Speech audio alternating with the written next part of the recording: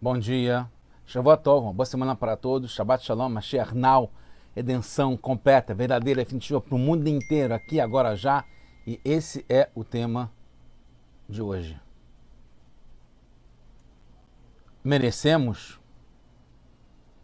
É um tema muito interessante, muito longo, complexo, e eu vou falar de um modo breve, mas claro, porque ele é o tema mais interessante que pode ter sobre a redenção, a Geulah, a vinda de Mashiach, a época de paz para o mundo inteiro. Então a resposta é sim, nós merecemos, mas não é obrigatório ter o mérito. Ele virá mesmo pelas regras da natureza. Mashiach, a redenção, está garantido. É agora, já. E melhor ainda, se a gente tiver mérito, que vai vir de um modo mais fantástico, como as nuvens que vão nos levar para Jerusalém e para o terceiro Beit HaMikdash. A gente está no projeto Liktei Sirot. Esse é o volume 27 de volumes de Sirot, discursos racistas do Rebbe de Lubavitch. A gente está na semana ligada a Hag HaPesach. Essa é uma Sirá de Parashat Behukotai, a primeira Sirá de Behukotai, que não é agora, é bem depois, é no final do livro de Vaikra, a gente está no começo, mas foi escolhida, não por acaso, que está ligado também com Aron Shel Pesach, que é a Seudat Mashiach, a redenção, que seja agora, já, como o mundo está pronto, com ou sem méritos, vai chegar. Começa o Rebbe falando sobre o livro de Halachot, de leis, jurídico, legislação do Rambam. No último capítulo, os últimos dois capítulos, mas esse é o último capítulo, é o 12, do último livro do Rambam, do livro de Mishneh Torah, o livro que resume todas as leis do Talmud, a lei oral. O Rambam fala, no começo do capítulo 12, fala, não pensem que na época de Mashiach, a era messiânica, quando Mashiach chegar, que o mundo deixará de ter o comportamento, as regras, a natureza como é, que não vai ter nenhuma mudança, inovação em relação à criação do mundo, porque o mundo vai continuar como de costume, como está explicado em Yeshayahu, no capítulo 11, que o lobo vai morar, vai conviver com o carneiro e o leopardo com o cabritinho, vão pastar juntos. Isso é uma metáfora. O que vai acontecer de verdade é que o povo judeu vai se sentar garantido, seguro, junto com os perversos dos outros povos, como um exemplo do que é o lobo e do que é o leopardo. Como está explicado e escrito em Irmial, profeta Jeremias, e fala o verso sobre isso, e todo mundo vai voltar para a verdade, etc, etc, etc. Então, existem várias metáforas nas profecias, como Rambam fala aqui, e as entenderemos quando Mashiach chegar. Segundo o Rambam, o mundo então continuará como de costume, na era messiânica. Mas encontramos algumas contradições justamente com essa Parashá Behukotai, que está no livro Vaikra, como a gente está agora, mas no final, no capítulo 26. Como, por exemplo, Etz Asadeh Iten Pirió, que uma árvore silvestre vai dar frutos, e não é o que acontece hoje, né? Num pinheiro, num cedro, numa acácia. Em princípio, isso é contra os costumes do mundo, não é como o mundo está se comportando, que é uma máxima, uma lei que o Rambam coloca no capítulo 12 sobre a chegada do Mashiach. Poderíamos dizer que para o Rambam isso também é uma metáfora. Um lobo conviver com um carneiro é uma metáfora do povo judeu com os outros povos. A árvore silvestre dá frutos também é uma metáfora. Uma árvore frutífera, por exemplo, é ligada aos Tanei Hamim, os sábios. E árvores silvestres estão ligadas com pessoas ignorantes, que não sabem nada. E aí está explicado, quando o Mashiach chegar, vai mudar não o mundo, mas as pessoas que são ignorantes da Torá vão dar frutos mesmo como um sábio, que é uma árvore frutífera. Mas é difícil dizer que os Tanaim e os Amoraim, os sábios da Guemará e da Mishnah, foram contra as palavras dos profetas, dizendo que são metáforas e não o sentido literal, que fala que é o lobo com o carneiro, que a árvore silvestre vai dar frutos. Além disso, vem depois de bênçãos materiais, como tem na Guemará, como no verso da nossa própria Parashá, Beokotai, que o Natná, a Anes Evulá, aqui, a terra vai dar o seu fruto, o seu produto, Vesadei Tempirió, como a gente falou, e a árvore vai dar a árvore do campo, a árvore silvestre vai dar suas frutas. Como na época de Adão, no mesmo dia, que a árvore dava no mesmo dia a sua fruta. E a própria árvore era comestível, como a gente sabe na época de Adão, na semana do Adão, quando ele estava no Gan Eden. A gente pode entender que quando fala sobre as árvores do campo darem frutos, né, árvores silvestres, está ligado que está na Guemará, em que tu volta. Amar Abihia, Bar Ashi, Amar Rav, Atedin Kol Anesrek Sheber Israel, Sheitanu Peirot. Que todas as árvores silvestres que tem em Eretz Israel, na terra de Israel, vão cobrar, que é se cobrar frutos, que é a linguagem que tem ali. Como uma árvore dá seus frutos, que são os figos, ou a uva, etc. e tal. E assim termina a Masechet Ketubot. Mas, como a gente falou, fala antes sobre vários assuntos práticos, materiais, como, por exemplo, a geração em que David, Ben David, o filho da geração de David, né, da tribo de Eudá, vão vir, Katigora, Betalmidei, Haramim, que vão ter um decreto contra os sábios, quer dizer, uma coisa prática, está descrevendo. Então, por que quando fala sobre árvores silvestres darem frutos, serão metáforas, enquanto que o tempo todo na Gemara está falando de coisas práticas que vão acontecer de verdade. E outra coisa, Rabi Hanina Matkin Miskalei, que o Rabi Hanina, ele consertava obstáculos que tinham no caminho pelo amor à terra de Israel que ele tinha. Então isso é uma coisa que ele fazia na prática, ele consertava, tirava as pedras, etc. e tal. Prova que tudo é real, não é metáfora. Então, o que é isso? Que o Rambam fala que é uma metáfora baseada na Guimará, que fala sobre a árvore silvestre, dá frutos, que isso não é uma metáfora, mas sim são coisas práticas que vão acontecer, ligadas a exemplos que são verdadeiros. No livro Asagot Aravad, o Ravad, que é um sábio da época do Rambam, que discutia com ele, se questiona o que o Rambam fala sobre eu vou tirar os animais malvados da terra, que tem a nossa Parashá, e não é uma metáfora.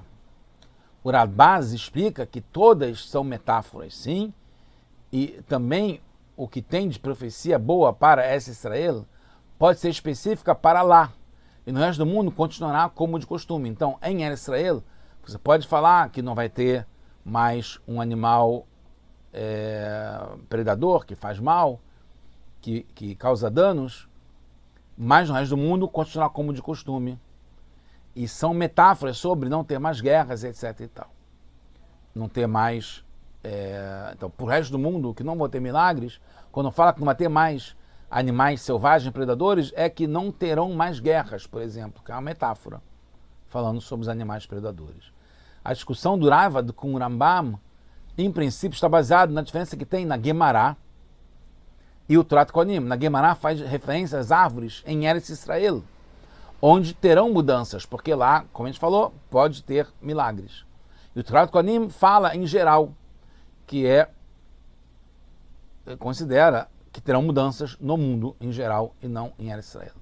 O Ravad segue a opinião do Torat Kohanim e o Rambam, de acordo com o Radvaz e a Gemara, que não terão mudanças no mundo. Em princípio, é difícil entender a explicação do Radvaz, né, que defende o Rambam. Porque, primeiro, o Rambam fala que o mundo continuará como de costume, sem restrições, incluindo Eretz Israel. Também em Eretz Israel não terá mudanças, que é o que o Radvaz fala, que em Eretz Israel sim vai ter milagres. O Rambam não fala que o mundo inteiro não vai ter milagres, continuar como costume, e em Eretz Israel terá mudanças. Não, fala que está, em geral, o mundo continuará como de costume. Então, o Radvaz é que está restringindo Eretz Israel como uma terra que terá milagres. Segundo, na época de Bar Korvá, que o Rambam descreve, não tinham milagres, nem mesmo em Eretz Israel, que ele estava em Eretz Israel. Bar Korvá, que o Rabi Akiva decidiu, que ele tinha as condições de ser nomeado e considerado Mashiach. E foi considerado, como a gente está falando, uma possível era messiânica, que não tinha milagres nem em Eretz Israel. Então, como que fica isso de que em Eretz Israel pode ter milagres, o resto do mundo não, segundo a opinião do Rambam? Não é verdade. O Rambam fala que o mundo inteiro vai continuar como de costume, incluindo Eretz Israel. Então, entende-se que, de acordo com o Rambam, mesmo na terra de Israel, o mundo continuará como de costume. Segundo o livro Avodat HaKodesh, o mundo continuará como de costume quer dizer que Hashem não inovará além da natureza das coisas. Isso quer dizer de costume, como é atualmente. Então pode-se entender que será como nos 6 dias da criação. Então não tem contradição, porque nos 6 dias da criação, sim, as árvores davam frutos, mesmo as silvestres. E os animais selvagens não eram predadores. Então não tem contradição. E também davam frutos no mesmo dia. E tem perió. Podemos dizer, então, em relação aos 2 assuntos da nossa paraxá, que são árvores silvestres, árvores do campo, e animais selvagens, que pelo Rambam não está fora do costume do mundo. Porque antes do pecado, da árvore do conhecimento do bem e do mal, era assim. Mas tem outro detalhe interessante na diferença de linguagem entre Torat Kohanim e Gemara. Torat Kohanim fala que fazem frutos, que é fazer de uma forma natural. Na Gemara fala que cobrarão frutos, está no Perot. O que é cobrarão frutos? É de um modo não natural pela linguagem. Porque o mundo vai se elevar a um nível que não é o nível comum das árvores hoje. A referência ao Torat Kohanim é na nossa paraxá, Berukotai. Vesadei ten pirió. Como a gente já falou, que a árvore do campo vai dar seus frutos, que segue o que está em Bereshit. Em Bereshit fala, logo no começo, Etz pri osepri liminó, que uma árvore de frutos dá frutos da sua espécie. E a Gemara segue o que está no Rashi, na Gemara em Ketuvot, que fala que Etz nassá perió, que a árvore vai elevar os seus frutos. Como está escrito que o figo e a uva vão dar a sua força, o seu melhor. Então, outras questões. No Torat tem que avançar porque tem muita coisa para falar. Muito interessante. E a conclusão, que é o rap final, que é maravilhoso, que a gente pode viver já agora com Mashiach, com a redenção, com a Geulah. No Torat Kohanim fala sobre outras coisas que eram assim nos dias de Adam, no Maseh Bereshit, nos 6 dias da criação. Mas não fala dessas árvores darem frutos. E aprende então que será assim da nossa paraxá. Vesadei ten pirió. Segundo, mesmo que aceitemos que o Torat Kohanim entende que era assim no Maseh Bereshit, como é a opinião do Rabi Pinchas, na Gemara, na verdade o costume era não ter frutos. Hashem decidiu que as árvores não teriam frutos. Quer dizer, que não teriam frutos. Mas as árvores se rebelaram e quiseram dar frutos. Mas depois do pecado, da árvore do conhecimento do mal, do bem e do mal, voltou ao normal, que a árvore não dá frutos. Então, no começo do mundo, como foi constituído e ordenado por Hashem, as árvores não davam frutos. Então, isso é o normal. Então, como dizer que a natureza do mundo, como foi no seja da criação, é que as árvores silvestres também davam frutos? Não, isso não foi assim. O costume do mundo é como ele se comporta de modo fixo, constante. E isso não é só nos 6 dias da criação, é de acordo com o que é nesses anos todos que a gente tem em que a árvore silvestre não dá frutos. Não importa se foi na criação que já começou assim, esse costume, ou se veio depois. Outro ponto, em princípio, o Rambam Maimonides decide conforme a opinião de Shmuel na Guemará. Ele fala no Mishneh Torah, nas leis dos reis, no capítulo 12, que é o último capítulo de todo o livro, que não tem nenhuma diferença entre esse mundo de agora e a época de Mashiach, a não ser que não vai ter mais a opressão dos outros governos sobre a gente. Mas na Guemará, o Rabi Yehia bar Abba fala, em nome de Rabi Yohanan, que os profetas só profetizaram sobre Yemot HaMashiach, sobre a época messiânica, mas não sobre Lamabá, o mundo que está por vir, que é depois dos dias de Mashiach, da era messiânica. E o Rambam traz essa opinião nas leis de Teshuvah, que ele fala que não tem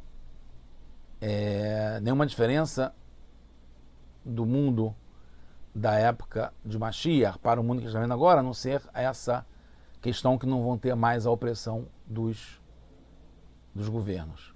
Segundo, o Rambam decide, conforme os Hachamim, os sábios, que não é como o Shmuel, que as armas serão anuladas na época de Mashiach. Não vai ter mais armas, não vai ter mais guerra, o povo não vai se voltar contra o outro.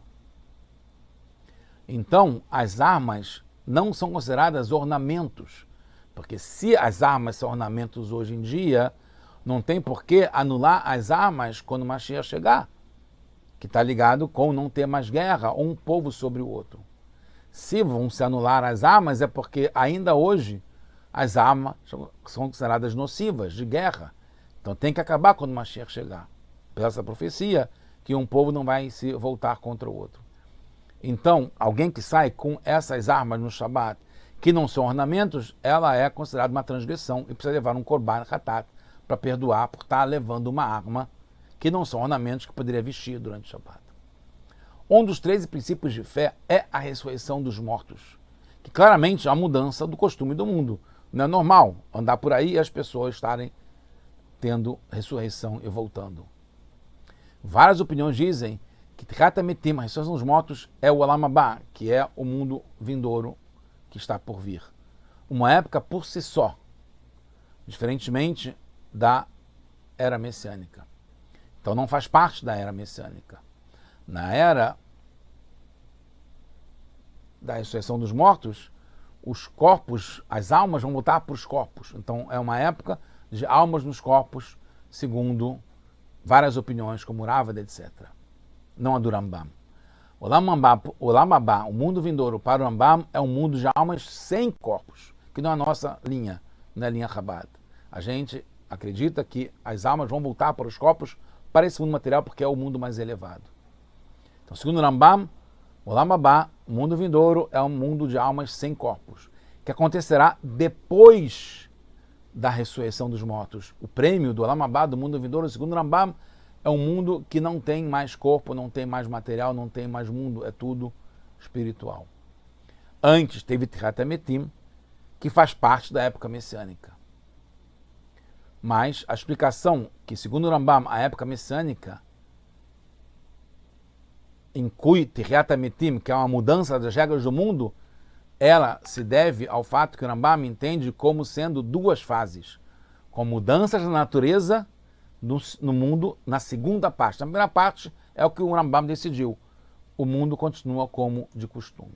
Entende-se então porque o Rambam, no capítulo 12, quando fala que o mundo não mudará, como a gente falou, ele não traz provas como no capítulo 11, que Mashiach não precisa fazer milagres, etc., que são leis ligadas ao próprio Mashiach no capítulo 11.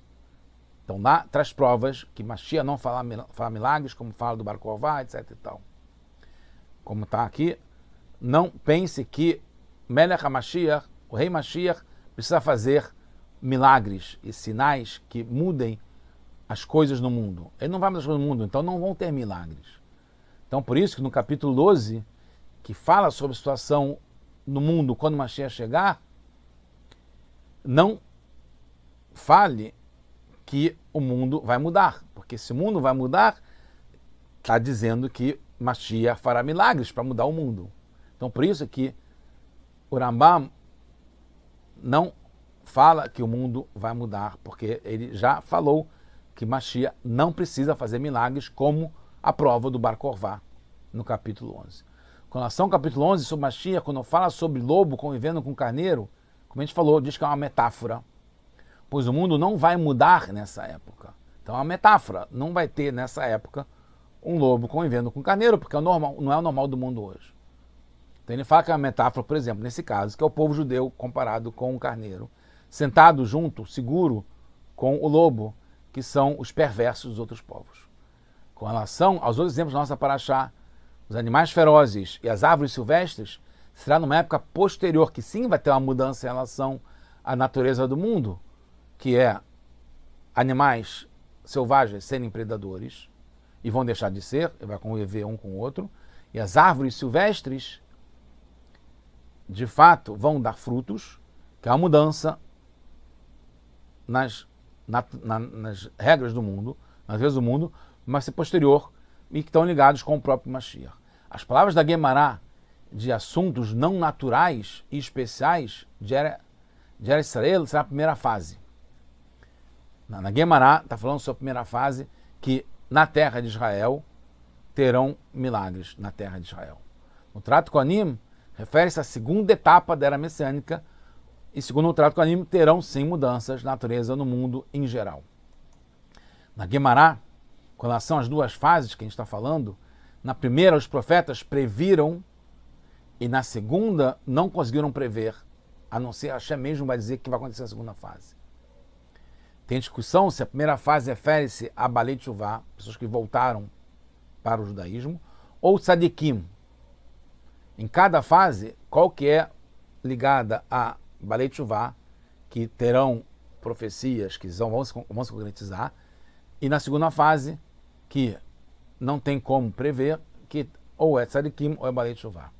Segundo o Rambam, na primeira fase, no começo da época messiânica, o mundo continua como de costume. Então não dá para entender que os Tzadikim sejam maiores que os Balei Teshuvá, porque na primeira fase, que poderia estar ligada com Tzadikim, eles não vão mudar o mundo, não vão profetizar alguma coisa que será diferente do que o mundo será, porque o mundo vai continuar como de costume. Porque precisa ter uma época, uma segunda época, com anulação das regras do mundo, já que uma primeira época vai ser sem mudar as regras do mundo.